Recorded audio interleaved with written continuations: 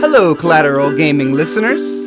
Chazzle Dazzle here from the Trial by Error Variety Show podcast. I just wanted to take a few seconds to invite you guys over to what we do. No, it's not video games, but we do invite really awesome and unique bands from all over the world. We dig deep into their souls and find really cool stories to tell you, and there's tons of music every week, so subscribe to us wherever you subscribe to your podcast. We look forward to having you. Tonight on the bonus round, it's Mortal Kombat time as Beau and I discuss the first 4 games in the Mortal Kombat franchise, otherwise known as the arcade games. So don't go anywhere, the show starts right now.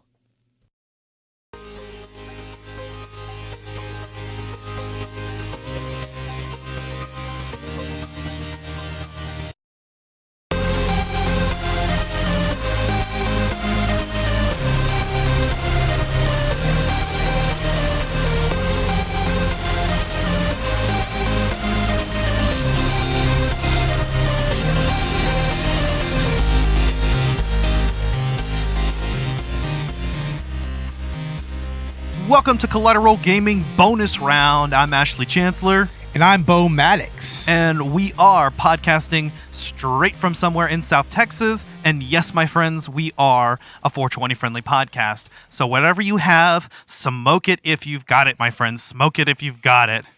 Yeah, smoke it if you've got it. And this is Collateral Gaming, by the way, right? Yeah, what did I say? I don't know. I'm pretty sure I said Collateral Gaming Bonus Round. Yeah, well, maybe I just wanted to check your words real quick and just kind of, make sure that everything's good here, You made me doubt myself for a second there. I was like... I'm kind of a master at that sort of thing, so, Well, we've got with us today Beau Maddox of Collateral Cinema. Recently, Collateral Gaming and Collateral Cinema did do a collab episode on the Mortal Kombat 2021 movie. Yeah, and that ended up being a lot better than previously thought, than everybody thought it would be, I should say. Yeah, I thought it was a blast, and you can hear more about that in our joint episode. In fact, we've got that episode on both of our podcasts, so you can watch that or listen to that wherever you get your podcasts. But we're going to talk a little bit deeper into the Mortal Kombat franchise with this episode. Still riding on that wave and kind of celebrating this event altogether. This is something I've always wanted to do, across Collateral Gaming and Collateral Cinema, is go both ways. Yeah, and this is a great franchise to do that with because, there's so many memorable games throughout the Mortal Kombat franchise. We're mainly focusing on the first 4 games here. And, these were revolutionary games, especially the first one. I'll never forget when I first saw Mortal Kombat. I don't even think it was at an arcade. I think it was actually at an HEB. Yeah, that's something, even my dad remembers playing as well. And when I was growing up, I was always aware of the Mortal Kombat franchise. But I think this was more into the console era that I can remember. But starting with the original game, and today we're going to talk about specifically the first 4 games, the arcade games. But specifically with that first game, it was just so controversial when it launched. And in fact, the ESRB video game rating system exists today because of Mortal Kombat. Well, that and Night Trap, arguably. Night Trap was the other big brouhaha when it came to violent gaming back in the day. But Mortal Kombat's violence was in such a way that even my mom, whenever I would go to like CC's Pizza or whatever and go into their game room, of course they had Mortal Kombat there. They had all those badass games. And she would specifically say, now, don't go and play Mortal Kombat. And I think I referred to this on the previous episode, but I totally played Mortal Kombat. You totally played it. I totally fucking played it. The first time that I ever really saw Mortal Kombat, somebody did Sub-Zero's head rip fatality, and that just tripped me out when I saw it, man. Yes! I was just like, what the fuck? I mean, That fatality got censored in later games, in Mortal Kombat 2 and then the Mortal Kombat 3 and variants. I have no idea why. Yeah, I don't know. That one's maybe not even the most brutal out of all the fatalities, but that was the thing about Mortal Kombat, was it was a game where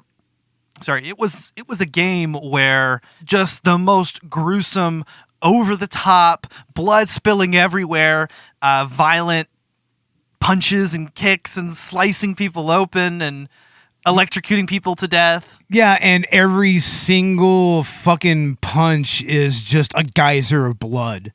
Yeah. And Mortal Kombat pretty much created its own little genre of fighting games. I mean, there were just Mortal Kombat clones out the ass, which eventually I think we're going to have to talk about someday. I mean, I think we will. Yeah. Because there were just so many games that tried to do the brutal, violent, mature fighting game thing, and some to varying degrees of success.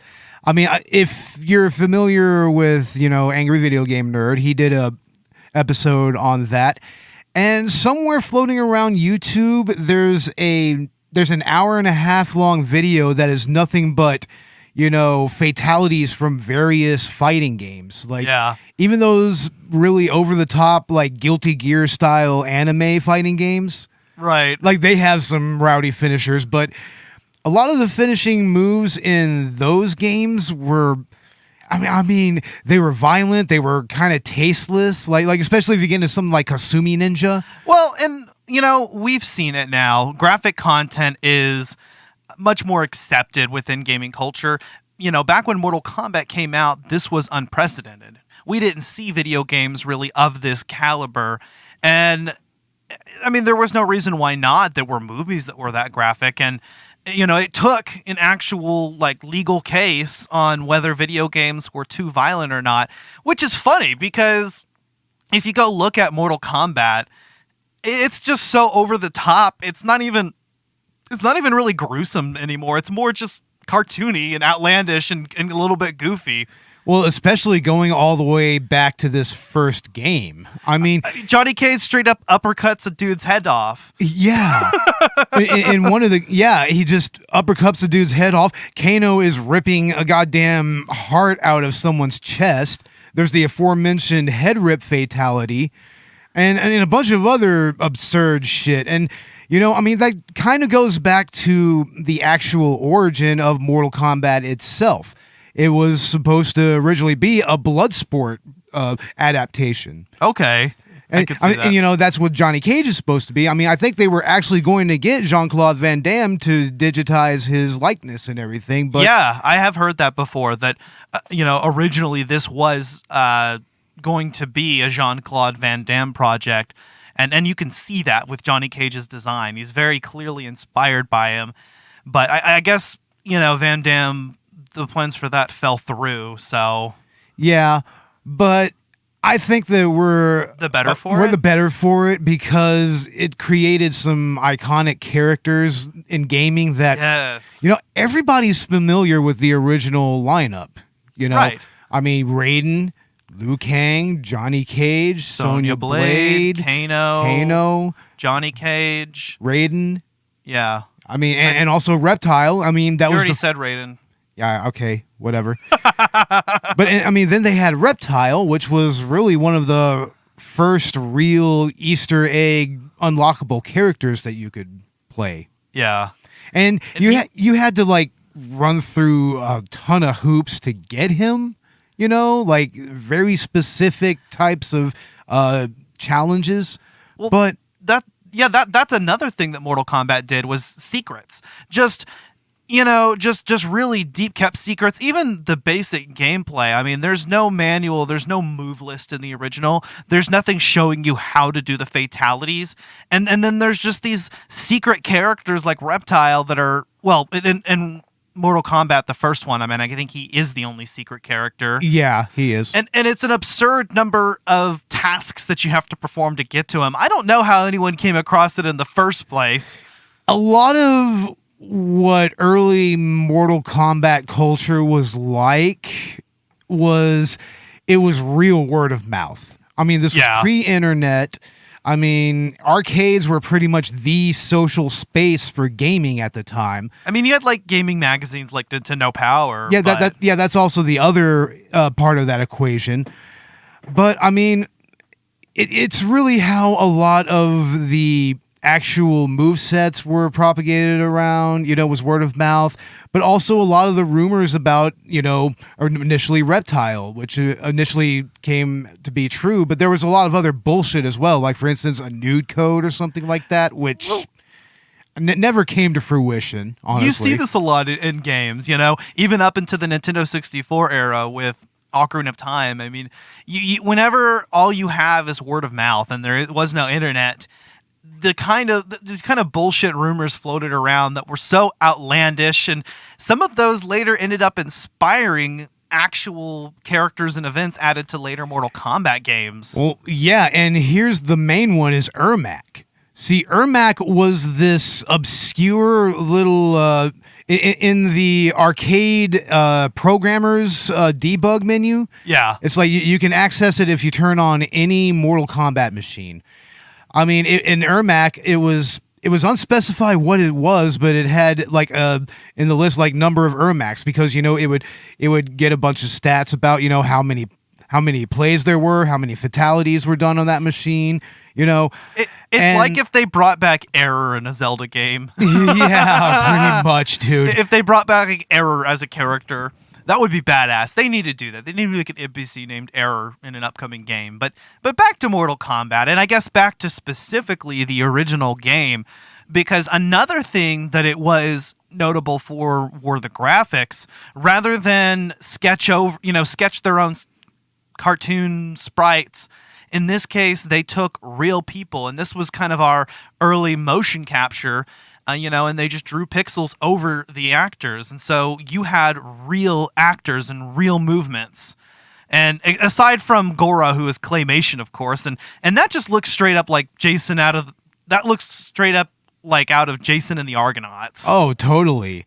And I mean, I think to a degree they did that for Shang Tsung as well, because I mean, he looks like a decrepit old man with, a real long beard and everything. To me, he always looked kind of claymation in his own way for some reason. But Maybe.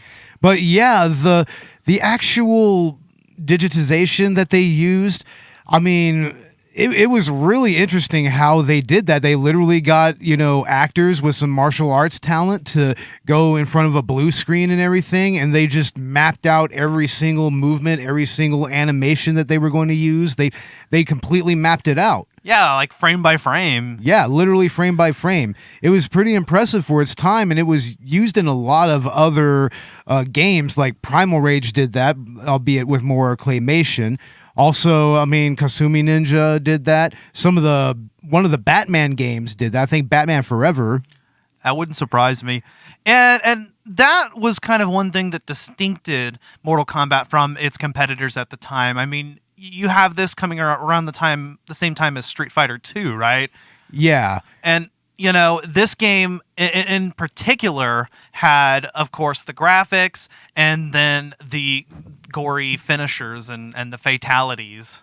Yeah, man. And I mean, the fatalities pretty much were their own type of lore in its own way amongst the community, Because, I mean, I think that there were even rumors of, like the first rumors of friendships were from the first game. That's something that the developers made into the second game. Yeah, and I guess that's a good segue into Mortal Kombat 2. Yeah. Because obviously one thing that was introduced in that game were the friendships, which is funny because they're almost as kind of this mockery of the parrot outcry from the first game. Yeah, I think it was a direct response to all that outcry. It was like, okay, you don't like all this graphic violence? Well, then here, tell your children to put in a friendship then. It's like just disable all the other bullshit and just do friendships. But to me, I mean, the friendships, they kind of, inspired a lot of callbacks in later games and in the original movie.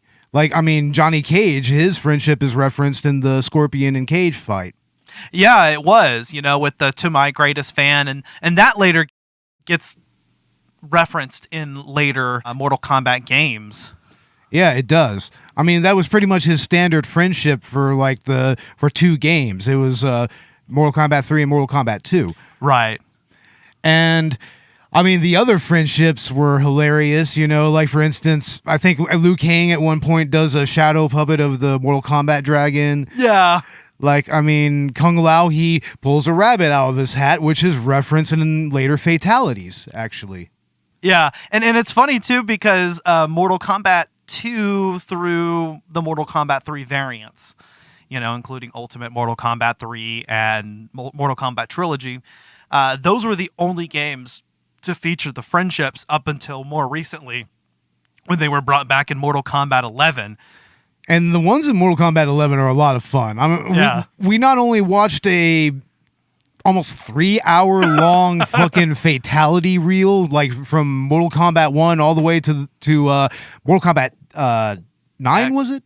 All the way to Mortal Kombat X. All the way to Mortal Kombat X, okay. And then we went and watched the Mortal Kombat 11 ones afterwards. Yeah, and then we watched a reel of all the friendships starting from Mortal Kombat 2, and that was really entertaining, man. And I really like the Mortal Kombat 11 friendships. They are hilarious, and it makes sense to do them in that 3-dimension, I mean, they can be a little more creative with them. They really can, and as creative as they got with, some of the fatalities and expanding on those, but that's something we'll probably talk about in our Mortal Kombat 11 episode. In addition to friendships, I believe Mortal Kombat 2 also introduced the Babalities. Babalities are kind of strange, that was another, playground rumor, more or less, going back to the first game. And the Babalities, to me, I mean, I don't really get their function other than just a joke, but yeah. I mean, there's really not much to be said about them. But you turn your villain into a baby and humiliate them. I mean, it's great. And those did also return in Mortal Kombat 11 after being absent from Mortal Kombat 2. That's good. That's good. And the fatalities in Mortal Kombat 2, I mean... Oh, no, wait. They're not in Mortal Kombat 11. They have not been seen since Mortal Kombat 2. That's right. Oh, yes, that's right. The Babalities... No, the Babalities were all the way up till Trilogy. Were they? Yeah, they were in Trilogy as well. Okay. Yeah. And also the Animalities. But the Animalities started more in Mortal Kombat 3, though. Yeah, exactly. But Mortal Kombat 2, that was a phenomenal game, really. And honestly, it's really my favorite of the franchise because it was just a continuation of what they established in the first game. And they managed to actually create some other iconic characters. They're like Baraka. I mean, you had Jade, Kitana, Melina. I mean, those are all characters that they've become so fucking integral to the lore of Mortal Kombat. I mean, you just can't have Mortal Kombat without them. And of course, we're also introduced to Shao Kahn in this game, who also continues to reappear. But yeah, introducing the female palette swap ninjas. Yeah, introducing them. And I mean, I always liked Kitana, honestly. She was really cool. Kitana's cute. She is, and she's a well-rounded fighter as well. Yeah, I mean, she's fun to play as with her fans.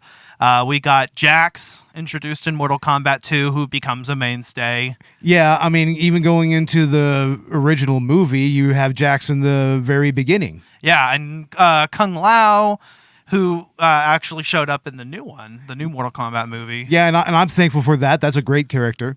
Yeah, and then, like you said, Shao Kahn is just... I don't think you actually get to play as him until Trilogy. I think he was just a boss character, right? I don't really remember if you can unlock him. I think in Mortal Kombat 3, starting from there, you can unlock him. Okay, yeah. Because he's a boss character. Because I know in the first one, you can't play as Shang Tsung, for instance. No, yeah. In the first one, no, you can't play as either. But Shang Tsung becomes a playable character in Mortal Kombat 2 onward. With a younger look. You know, he finally drops the decrepit old man look. I guess that was because he was pretty much given a second chance by Shao Kahn, so he's given new youth and, better powers even. I think his powers are even a little more, expansive and everything. They referenced that in the Mortal Kombat 11 DLC, actually. Really? Yeah, his ability, I think he's able to, make himself young by draining souls. That's part of his soul. That makes sense. Power. Yeah. I mean, that's what would keep him alive for so many millennia. Exactly. So he's a really fun character too, because he can copy the movesets of all the other characters by shapeshifting into them. Yeah, I mean, it makes him a well-rounded character if you happen to, play as many different characters, because If can you pretty know much their movesets. If you know their movesets, I mean, you could kick ass as Shang Tsung easily. Yeah, exactly. I mean, that would kind of be the best character for like a top tier player who's well rounded and likes and works with all the characters, because ultimately then you can switch your style up in the middle of a match. Exactly, and you can even do multiple fatalities with him, which is I think in Mortal Kombat 4, Quan Chi is pretty much the Shang Tsung there, and he pretty much does the same thing. He can copy every other fatality, which is cool. I had a point in my mind. Oh, Mortal Kombat 2 also introduces a second fatality for every single character. Yeah, that's right. We get multiple fatalities and also some new stage fatalities as well. Yeah, exactly. In the first game, it was just the pit. That was the only stage fatality. Mortal Kombat 2 has its own version of the pit. It has the acid. Yeah, it has the acid bath. The acid bath, yeah. And it also has the ceiling spikes in one of the levels. Yeah, I remember that. Yeah, the actual settings of each fight is really cool, I think. Like, there's that iconic one where you have Shao Kahn in the middle, and then you have, Kano tied up, and then Sonya Blade tied up. Who did not return for Mortal Kombat 2. Those are the two characters who didn't return from the first game, because they were apparently the least played characters among the community. But so they ended up including those two characters into the backdrop of one of the stages. Yeah, and I think there's some machines where Kitana and Melina might be tied up in some machines. I think it just kind of depends. Yeah, maybe. I don't know. There's a lot of shit going on in the background, and they're just intricately designed. I mean, even going back to the first game with the crowd and Shang Tsung in the background and in the tournament stage. Yeah, the crowd of monks that applaud you whenever you finish a match. It's yeah. And in Mortal Kombat 2, you have even that one stage with the background where there's two fighters, and there's a little bit of lore with those two characters. Yeah, both of them, I think, ended up making their way as playable characters later, if I'm not mistaken. Yeah. I mean, especially Blaze, I believe, right? Yeah, fans used to call him Torch, but he was Blaze over Mortal Kombat Armageddon or Deception, one of those. Yeah, and in Mortal Kombat 9, I believe that they pretty much faithfully recreate that stage and have background fighters, and there is a little more animated, and they have a full-on martial arts match going on in the background. Yeah. So, I mean, that's a good little Easter egg for Mortal Kombat 9 fans, which we're not going to talk about here, but... Mortal Kombat 9 is actually cool to bring up, though, because it is an altered retelling of the first three games. It's essentially a reboot, but kind of like the Star Trek reboots in the Star Trek films. It's a in-universe reboot via time travel, in which they go through the events of the first three games, but things are happening a little bit differently, ultimately culminating in a completely different timeline. Yeah. Yeah, and I mean, going back to Mortal Kombat 2, I mean, you have a different Shao Kahn as the mid-level boss. Instead of Goro, you have Kintaro. Yeah. And it's kind of interesting where he falls into, the Mortal Kombat canon, because he looks so different from all the other Shao Kahn. I mean, you have Shiva, you have Goro, and he's got tiger stripes and whatnot. I'm not sure if that's a subgroup of the Shao Kahn, but... It's a Frosted Flakes thing. It's a Frosted... Yeah, they're great! So he's the Tony the Tiger of the Mortal Kombat verse? Yeah. Oh, wow. But, Mortal Kombat 2 also was actually, unlike the first game, was uncensored on all the platforms it came on. Yeah, Nintendo infamously censored the hell out of Mortal Kombat, and it was severely nerfed. The fatalities were all the blood was replaced with sweat, and then the fatalities were all toned down. And to be fair, the Genesis version shipped without all the blood and gore, but it actually could enter a cheat code. Yeah, it had a code where you can activate the blood and gore and the fatalities and everything. So, I mean, that's what always made, the Genesis Mortal Kombat releases. I mean, even all the way up to Mortal Kombat 3, it made them like the better. It made them better just initially, At least with the first game, it was better. Well, yeah, because by the sequel, I believe all consoles were all uncensored. Yeah. In fact, Nintendo, who had at that time, set itself as a family-friendly company, was starting to realize that they had to appeal to different markets because of their competitors, which is good because Nintendo to this day is still seen as the family-friendly company. But there still is, third-party titles developed for Nintendo consoles like Mortal Kombat. I was just playing Mortal Kombat 11 on the Switch. Yeah. Anyway, that was just a little side note.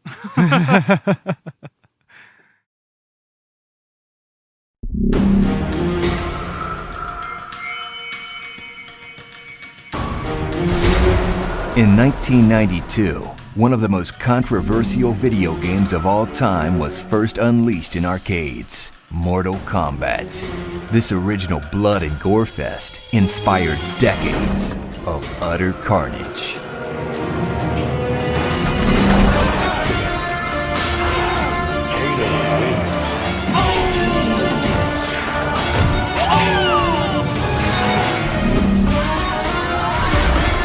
After the immense success of the first arcade game, 2 more sequels were created that helped unravel the complete story of the deadly Mortal Kombat tournament.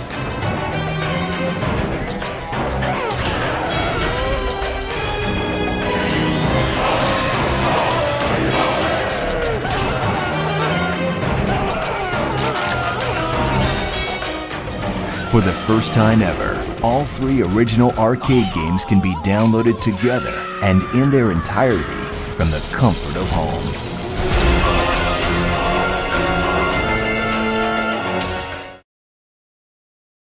But yeah, I mean, Mortal Kombat 2, I remember when I first saw that game. It was also not in an arcade. It was at the BX Exchange on Lackland Air Force Base. That's where I was born. That's where my dad was stationed all the way up till his retirement. Uh-huh. And when I saw that, I was like, oh, snap. And then I saw that first little demo reel. It showed all the new fighters and everything and all the new backgrounds. It's like, oh, man, that looks better. Yeah, it was an upgrade on almost every way over the original game. Even the graphics look a little bit better, I think. And then even more improved by Mortal Kombat 3. Yeah, and also they had the story a little more fleshed out for each individual character.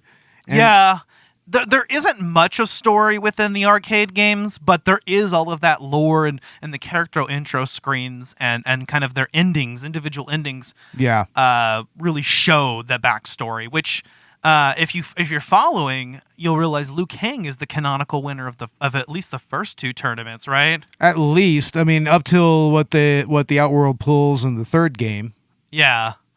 So, but every character has endings that kind of go into their backstory. So while the endings aren't canon, what the endings reveal about each character are. And so, you get this backstory between Scorpion and Sub-Zero, which is heavily focused on in the new movie. Yeah. And that storyline, it's starting to get a little, it starts to become more divergent in the third game, because you have a different Sub-Zero there. Yeah, well, actually, I think from the second game on, it's the younger brother, because Scorpion kills Sub-Zero in the first game. The elder Sub-Zero, Bihan, later becomes Noob Saibot. Yeah. And he does show up in Mortal Kombat 3, right? Yeah, he does. I think one of the variants. Yeah, I think that not only is he Noob Saibot, he also comes back as the classic Sub-Zero. They bring him back as a character, I think, in Ultimate Mortal Kombat 3 and Mortal Kombat Trilogy. Yeah, they did. Yeah. Funny enough, Scorpion actually didn't make it into the original release of Mortal Kombat 3. Yeah, that's what was weird. I don't understand that. They rectified that with Ultimate Mortal Kombat 3, which, we may as well go ahead and start talking about. That's what I was thinking, too. Yeah. So, Mortal Kombat 3, what characters did they introduce? They introduced Motaro. They brought a lot of characters back. The newer ones, they were Nightwolf, Stryker, Motaro, and who else? We didn't even talk about the bots from the what? The bots, Cyrax and Sector. Oh yeah, Cyrax and Sector. Yeah, they're the other new characters because the Lin Kuei started doing cyberized ninjas. Yeah. Yeah, they introduced that whole plot thread. And I mean, I think that, they're pretty decent fighters, honestly. I mean, if you learn how to use one of them, you can use all of them, kind of like with the ninjas and everything. The ninjas, yeah. But I mean, it's just kind of weird that, the Lin Kuei started just deciding, hey, let's just do cyberized fucking ninjas. It's like cyber ninjas, dude. That's what I love about Mortal Kombat, though. It blends together science fiction and fantasy, and it gives no fucks. Absolutely no fucks. And, I mean, we actually start to have a lot more stakes in the storyline here. Yeah. Because what happens here is that there's not really a tournament going on. Like, Outworld is just straight up invading our dimension. They're Earthrealm, yeah. They're just straight up invading the Earthrealm. Yeah, and Jax comes into Mortal Kombat 3 missing his arms, and he's got the cybernetic arms now. Yeah, and in this version, he actually went and got the cybernetic arms. They're grafted. It's not like in the most recent movie. Yeah. But, I mean, you realize that, you're pretty much fighting in the middle of an apocalypse here. I mean, the Outworld has already culled, like, millions of souls. And you have just the remaining survivors of Earth. I mean, that's where you get Nightwolf and Stryker. Yeah. Like Nightwolf was able to protect himself using his tribal magic. And Stryker was just a riot cop that got lucky and managed to evade and fight off all the Outworld minions and whatnot. Yeah, I never liked Stryker. Maybe it's because he's a cop. I don't know. Maybe. And, I mean, isn't it kind of messed up that in a lot of the demos and everything, they always have him fighting against Jax? Yeah, that's kind of weird, That's right? weird, right? It always feels like he's fighting Jax. It's like, oh. Oh, yeah, I don't like the connotations of that. This is very unfortunate. We didn't even mention Smoke. He was introduced in Mortal Kombat 2, right? Yeah, and then he was cyberized in Mortal Kombat 3. Going into that subplot that you brought up. Yeah. And that becomes a really huge issue between him and Sub-Zero because that's Sub-Zero's friend right there, like his best friend from childhood. Yeah. And they both went into the Lin Kuei, and I think that Smoke was forcibly cyberized. I don't think. Yeah, I don't think that he did so consensually. They captured him. Yeah, and then there's Sindel, the wife of Shao Kahn. And Kitana's mother. And Kitana and Melina's mother. Well, Kitana's mother, because Melina's a clone of Kitana. Yeah. And you also have Shiva connected to them. Shiva is Sindel's bodyguard. Right. And that comes up in 11, I remember. Who else shows up in Mortal Kombat 3? I'm trying to think. Oh, I don't really remember, man. They introduced the animalities. That was a big Oh, thing. Chameleon.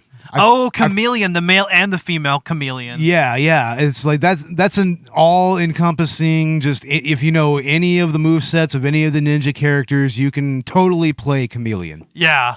Like 100%. But I mean, I think that they become playable characters in Mortal Kombat Trilogy more so. I think so, yeah. Because Ultimate Mortal Kombat 3 brought back Scorpion, and also I think classic Sub-Zero, and added some other content. And then Mortal Kombat Trilogy is Mortal Kombat 3 story mode with every single character from Mortal Kombat 1 and 2 also included in the roster. Yeah, and that was an exciting game to play. I mean, you had like the original versions, like the MK1 versions of like Raiden and Kano and Sub-Zero and whatnot, and fighting against, like Motaro or Shao Kahn from Mortal Kombat 3. And I mean, it was a cool game. Yeah, it really was. I mean, on the PlayStation, there was a lot of loading, unfortunately. But I mean, if you're going to play Mortal Kombat 3, I mean, that's pretty much the definitive version because... Yeah, it is. You get all of the characters, so... Yeah, if you can track it down, definitely pick it up. I don't recommend any of the ROMs that are out there, because the ROM that I have on my PlayStation Classic is janky as all hell. Like, it will not fucking play. So, yeah, I mean, be wary of any of the ROMs that are out there on the internet. They may not work with whatever emulator you're using. So just fair warning there. Yeah. And also, I can't get some of the MAME ROMs to work. So I don't know if it's something with my RetroArch build, or I don't know.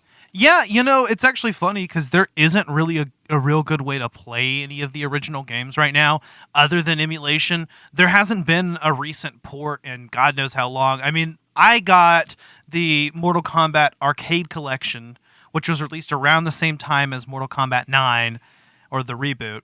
Yeah. And that I got that on the Xbox 360. I hooked my Xbox 360 up and I quickly downloaded it from the online store. But that's the last time that this game was ported, or these 3 games were ever ported, and it includes I think the Ultimate Mortal Kombat 3. Yeah, Ultimate Mortal Kombat 3. Man, I mean, I have lots of memories playing that on Genesis over at my buddy Joey. If you're listening, Joey, I mean, I know you remember this shit, man. Like, his family had to have their electricity hooked up to a goddamn generator. So, yeah, I mean, we would spend most of our time like playing Ultimate Mortal Kombat 3 with this literally right out the fucking window. That's funny.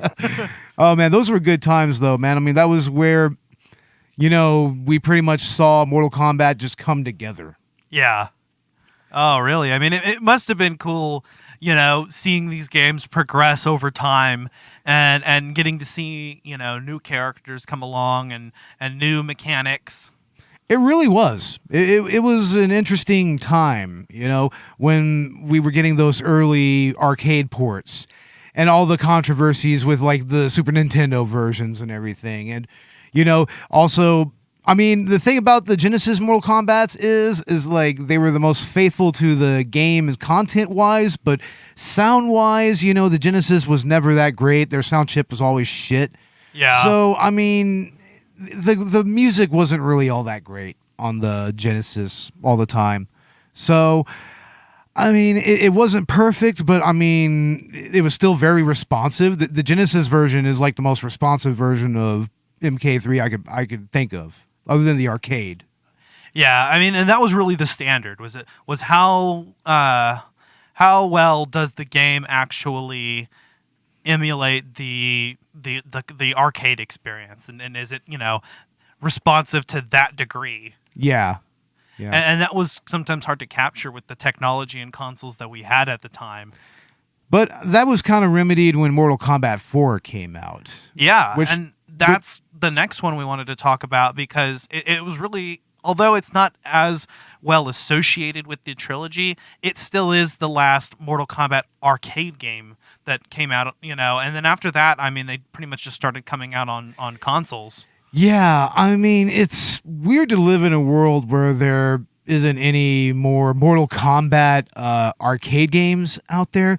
It would have been nice to even see Trilogy get an arcade release. I don't think I think that was console exclusive mostly. I mean, they really ought to. They really ought to start getting some. I mean, I feel like it would just be. I mean, once everything opens back up again, I really feel like they're missing out. NetherRealm Studios, who is the successor to Midway Games, who produced the original games. Yeah, maybe release new arcade ports like in HD.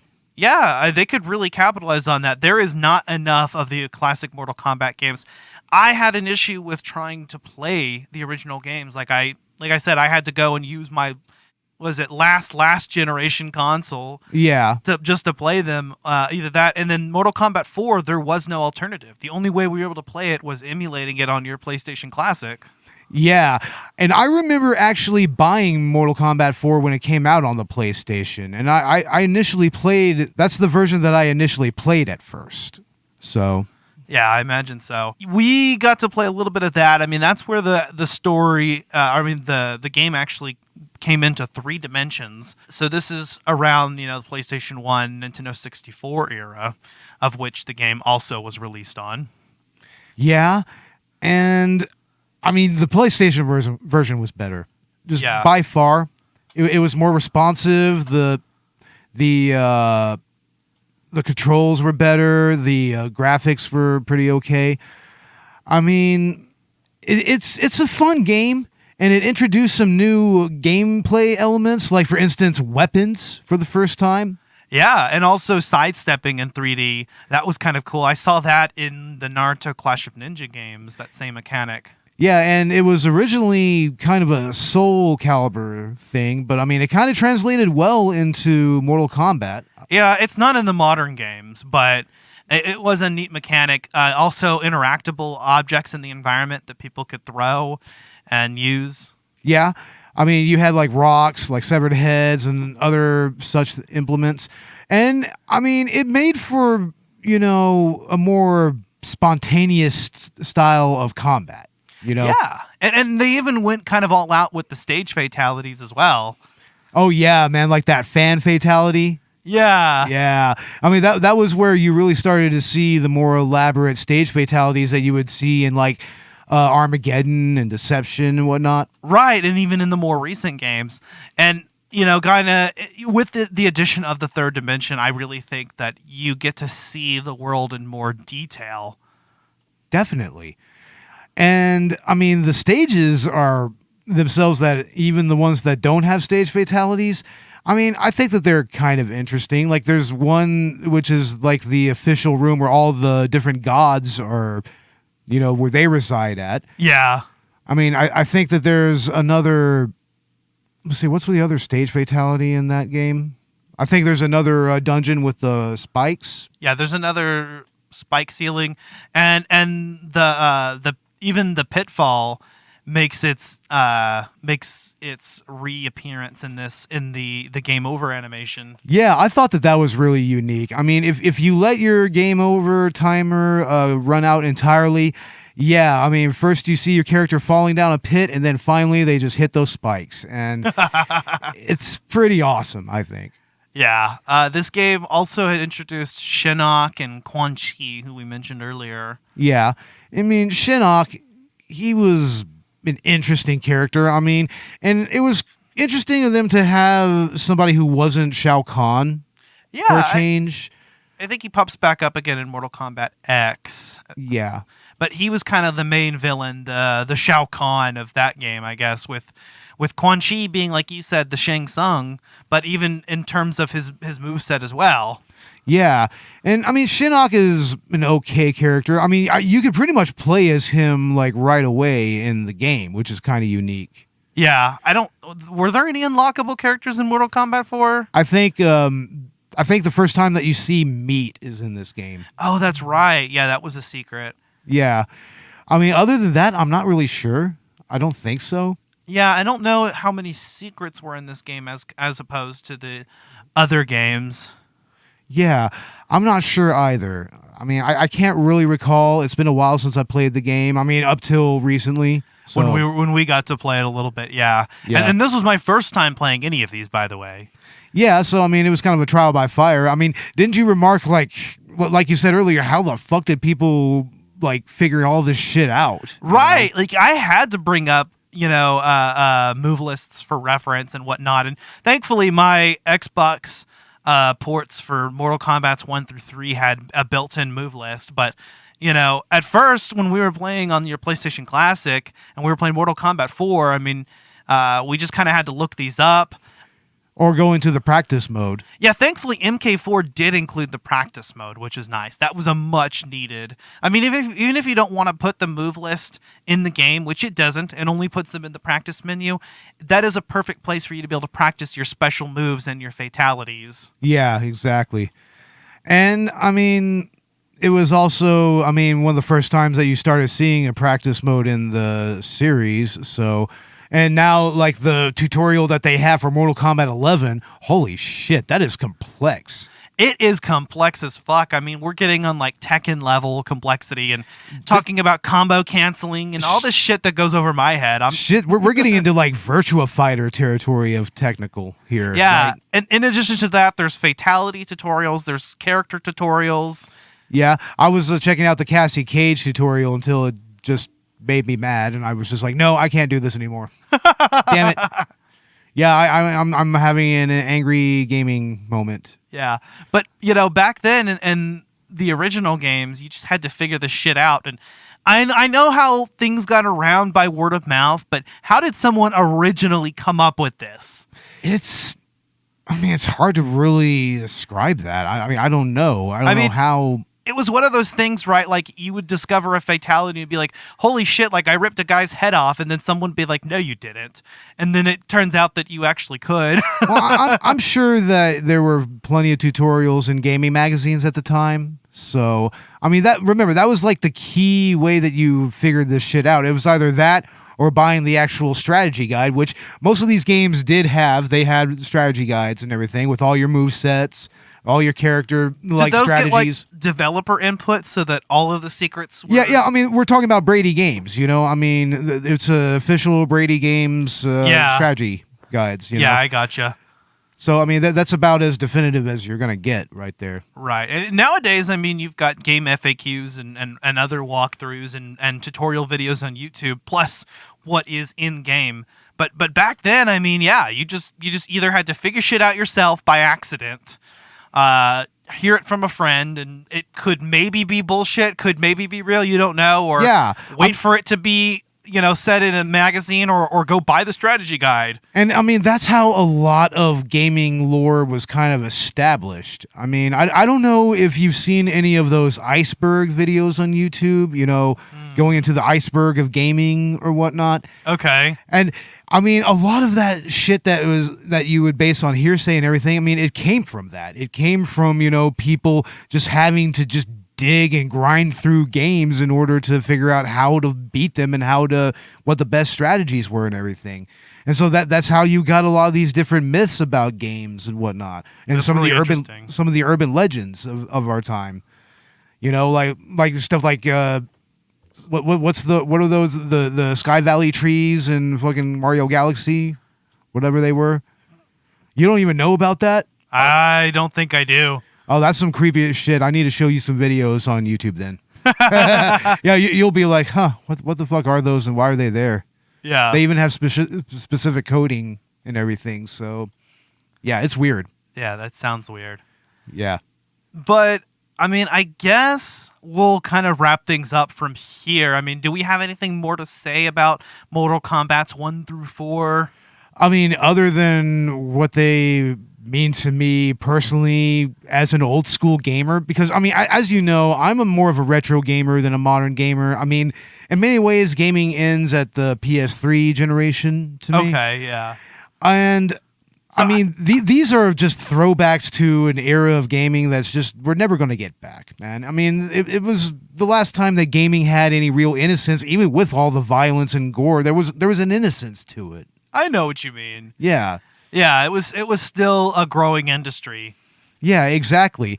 And the culture was growing. And Mortal Kombat so greatly contributed to gaming culture that, it's up there with, like Zelda, with the Final Fantasies, with, the Mario games and whatnot.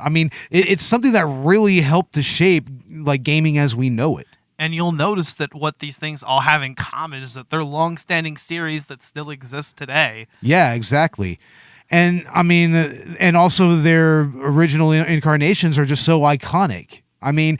Everybody, like I said earlier, everybody knows an original set of fighters. Everybody knows Sonya Blade. Everybody knows Scorpion. Everybody knows Get Over Here. Yes. Everybody knows the head rip. This is just part of gaming culture, and it's an important historical artifact. That's why I see them as. Yeah, it's another one of those icons that are even recognizable to casual gamers or even non-gamers. Yeah, if they start allowing games in the Library of Congress, I'd be surprised if Mortal Kombat isn't in there. It needs to be preserved. It like does. That. You're right. Games do need to be preserved by the Library of Congress. I agree. We need to start that and at least the original Mortal Kombat, if nothing else. Yeah, at least the very first Mortal Kombat, just for its historical significance to gaming. Like you said earlier, the ESRB is a thing because of that in Night Trap, pretty much. And cultural significance as well. We got to see video games we got to see graphic video games like Ninja Gaiden. Mm-hmm, exactly. And I mean, As a result. As a result, and also just violence in video games in general, just the controversy around it and how it evolved in gaming. Like, I mean, you had like Doom, you had Hexen, you had all the Mortal Kombat clones, which were just really, really gory, just send-ups and everything. And eventually you led to stuff like Resident Evil, and which also elevated graphic violence and gore to a new level. Yeah, in gaming. for sure. I don't know if Mortal Kombat was the first graphic video game that ever came out, but I don't think so. It was probably the first that was real popular and mainstream. Yeah, it really mainstreamed that level of violence. And I mean, the way that you see it nowadays, I mean, games are such a mature medium. And it's good because with that maturity, you can explore different dimensions of life. Exactly. But I guess that's really all we have to say about it. If you have never played the original Mortal Kombat games, I mean, I don't know of a real good way to play other than through emulation, or maybe if you want to fire up your Xbox 360 or PS3. Yeah. Yeah, they're a lot of fun, and if you can't get access to the original games, play the games that were inspired by them. I highly recommend anything. I mean, who listening to this podcast hasn't played a Mortal Kombat game ever, I guess is the real question. Yeah, exactly. I mean, it's just that ubiquitous. So yeah, it's just part of gaming culture. And it's really awesome to talk about it. I'd love to go deeper into the series and talk about some of the later games, maybe in a future season. But we're also going to be talking about Mortal Kombat 11. We're going to do a full episode on that, another collab between Collateral Gaming and Cinema, and that'll conclude our Mortal Kombat event surrounding this new movie. Our coverage, you should say. Our coverage, yeah. Just for the hell of it, I only want to do this with any new franchise that's coming out, video game to movie adaptation or the like, in some other way that our worlds collide. Yeah, definitely. Cinema and gaming. But look forward to that. We're also going to be talking about Dead Space next month. That's going to be our next official numbered episode. What can we expect from Collateral Cinema, Beau? Well, we are going to be talking about The Toxic Avenger on our next episode. We're going to be recording that this weekend, when we're going to have Michael Cornwell joining us for that, and hopefully Robert will be there, because Robert is kind of an expert on trauma and everything, so it's kind of essential that he be here. Hell yeah. I can't wait to talk about Toxie. Yeah. And get back into trauma. And if you didn't listen to our review of Mortal Kombat, we did release a spoiler-free At the Movies episode. You can go check that out. Like I said before, Collateral Cinema and Collateral Gaming. That's kind of what we're referencing here and what we're writing off of. Yeah.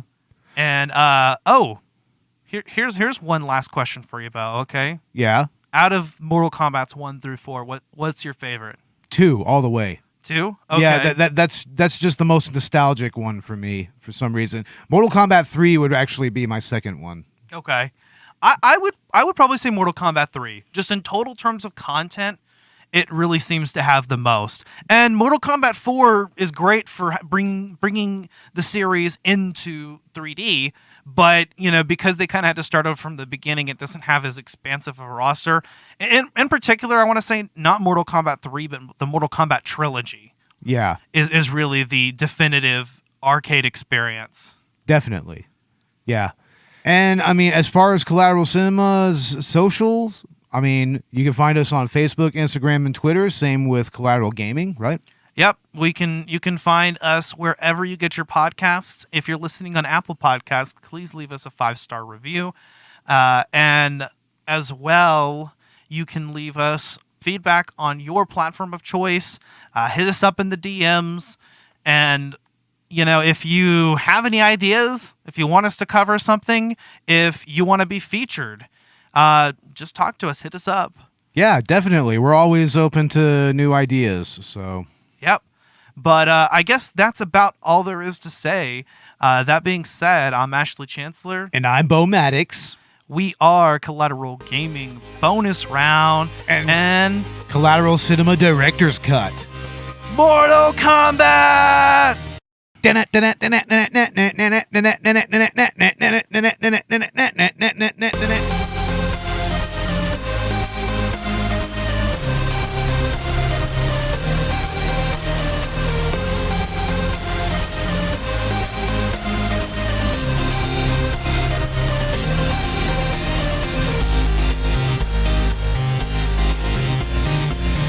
Collateral Gaming is a Collateral Media podcast. All music and game clips are owned by their respective creators and are used for educational purposes only. Please don't sue us. We're poor.